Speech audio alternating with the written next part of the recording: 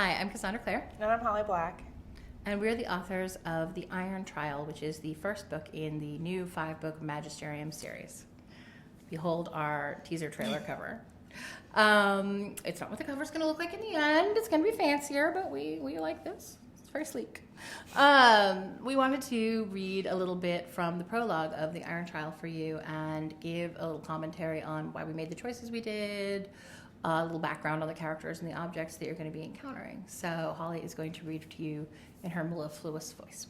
And poke a little gentle fun at one another. From a distance, the man struggling up the white face of the glacier might have looked like an ant crawling slowly up the side of a dinner plate. So, okay, I'm just going to stop already. This was written by Cassie, and I remember her talking a lot about, what is my middle grade voice? Will I have a middle grade voice? And then she sat down and wrote this sentence, and I thought, this is perfect. I don't know what you need me for. Moving on.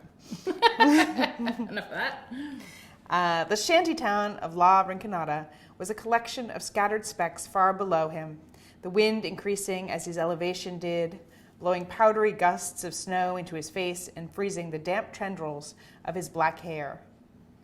La Rinconada is actually a place I wound up researching because we wanted this to take place in an incredibly remote location, and I actually got it off of a Google search that turned up a list of 20 most remote villages in the world, and this was the one that appealed to me. It's in South America. Despite his amber goggles, he winced at the brightness of the reflected sunset. Still, the man was not afraid of falling, although he was using no ropes or belay lines, only crampons and a single ice axe. His name was Alistair Hunt, and he was a mage. He shaped and molded the frozen substance of the glacier under his hands as he climbed. Handholds and footholds appeared as he inched his way upward.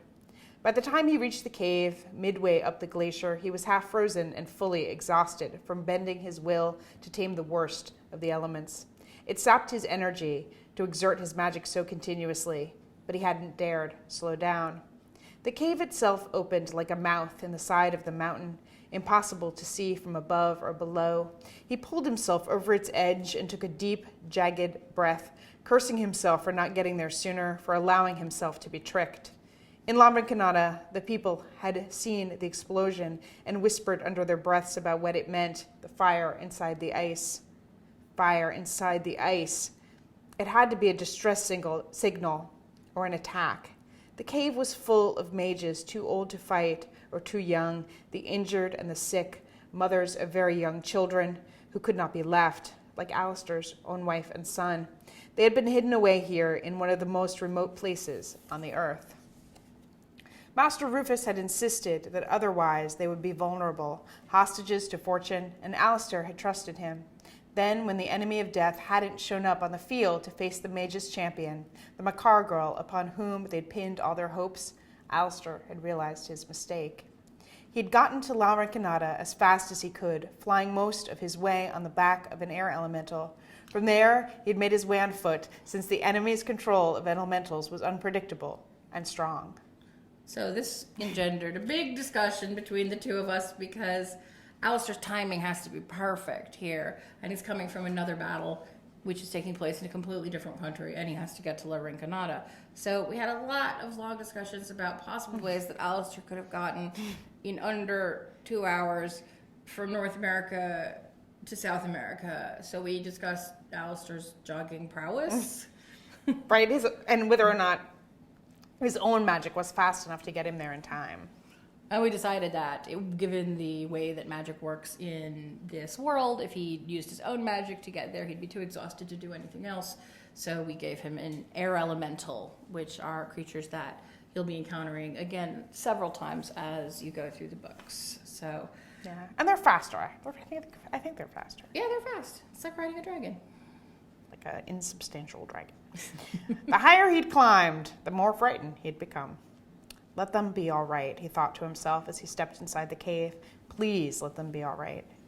There should have been the sound of children wailing. There should have been the low buzz of nervous conversation and the hum of subdued magic. Instead, there was only the howl of wind as it swept over the desolate peak of the mountain. The cave walls were white ice, pocked with red and brown, where blood had spattered and melted in patches. Alistair pulled off his goggles and dropped them on the ground, pushing farther into the passage, drawing on the dregs of his power to steady himself. The walls of the cave gave off an eerie phosphorescent glow. Get used to caves. There's a lot of them. Away from the entrance, it was the only light he had to see by, which probably explained why he stumbled over the first body and nearly fell to his knees. Alistair jerked away with a yell, then winced as he heard his own shout echo back to him. The fallen mage was burned beyond recognition, but she wore the leather wristband with the large hammered piece of copper that marked her as a second-year Magisterium student. And can I just say... The wristbands are very important. Every student has one, and they say a lot about you, which means that they are the thing that Holly and I fought over the most. What they looked like the extremely specific detail of what they looked like. I do not think there's a single detail that we disagreed on more vehemently than what these things looked like. We went through many, many, many mental designs before we came up with one that we were both happy with. Collaboration. I still think it would be better if it wound all the way up there, like a snake head at the top. Well, compromise. Maybe they'll innovate. Maybe that's what they were at the Collegium. Yeah. She couldn't have been older than 13. This is a grim moment for us to make a bunch of jokes. You should be used to death by now, he told himself. They'd been at war with the enemy for a decade that sometimes felt like a century.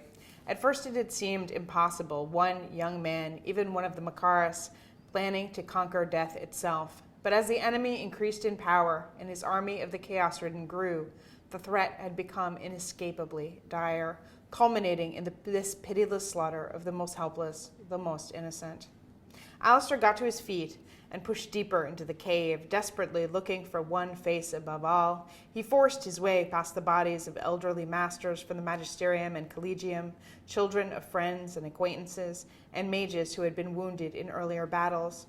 Among them lay the broken bodies of the Chaos-Ridden, their swirling eyes darkened forever.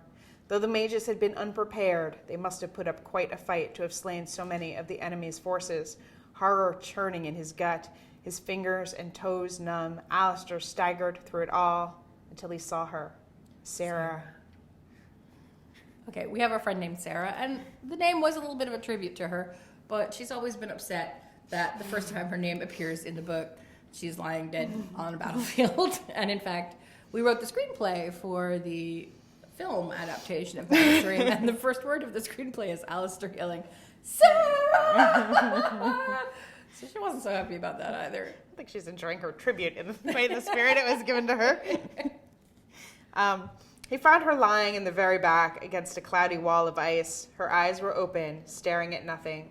The irises looked murky, and her lashes were clotted with ice. Leaning down, he brushed his fingers over her cooling cheek. He drew in his breath sharply, his sob cutting through the air. Maybe she has a reason not to. But where was their son? Where was Callum? A dagger was clutched in Sarah's right hand. She had excelled at shaping ore summoned deep from the ground. She'd made the dagger herself in their last year at the Magisterium. It had a name, Semiramis. And let me tell you, Cassie loves to name a blade. There is no blade in this world that she does not enjoy to name. I don't believe that a knife without a name or a weapon without a name is really a weapon. I name all my knives. I name my butter knives. I'm never like, get the butter knife. I'm like, get Ferdinand. But Semiramis, I came up with the name because I was the only one who cared that the knife had a name. And I don't know if I think it comes up in the book, but Semiramis means dove, and so does the name Callum. So the idea is that Sarah sort of named the blade and then named her son to correspond with it. What's Ferdinand named? Ferdinand the Bull. Ferdinand the butter-loving bull. Alistair knew how Sarah had treasured that blade. No, I'm laughing now. If I have to die, I want to die holding my own weapon, she'd always told him, but he hadn't wanted her to die at all. His fingers grazed her cold cheek. A cry made him whip around in this cave full of death and silence. A cry. A child. He turned, searching frantically for the source of the thready wail. It seemed to be coming from closer to the cave entrance. He plunged back the way he had come, stumbling over bodies, some frozen stiff as statues, until suddenly another familiar face stared up at him from the carnage. Declan, Sarah's brother, wounded in the last battle.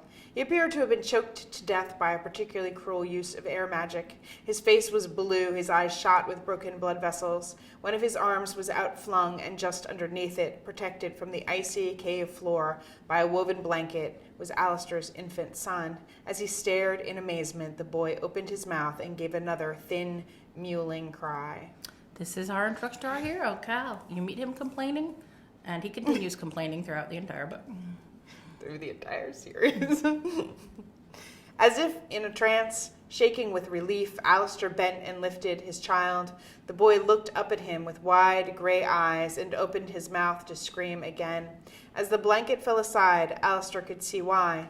The baby's left leg hung at a terrible angle, like a snapped tree branch. Alistair tried to call up earth magic to heal the boy, but it only enough power left to take away some of the pain. Heart racing, he rewrapped his son tightly in the blanket and wound his way back through the cave to where Sarah lay. Holding the baby as if she could see him, he knelt down beside her body. "Sarah," he whispered, tears thick in his throat, "I'll tell him how you died protecting him. I will raise him to remember how brave you were." Her eyes stared at him, blank and pale. He held the child more closely to his side and reached to take some ramus from her hand. As he did, he saw the ice near the blade was strangely marked, as if she had clawed at it while dying. But the marks were too deliberate for that. As he bent closer, he realized they were words his wife had carved into the ice cave with the last of her dying strength. As he read them, he felt them like 3 hard blows to the stomach. Kill the child. That part sounds so funny. I got no funny thing to say about that. Anyway, we hope you enjoyed the prologue. We loved writing it. It's a lot of fun, and I love that it ends with a bang.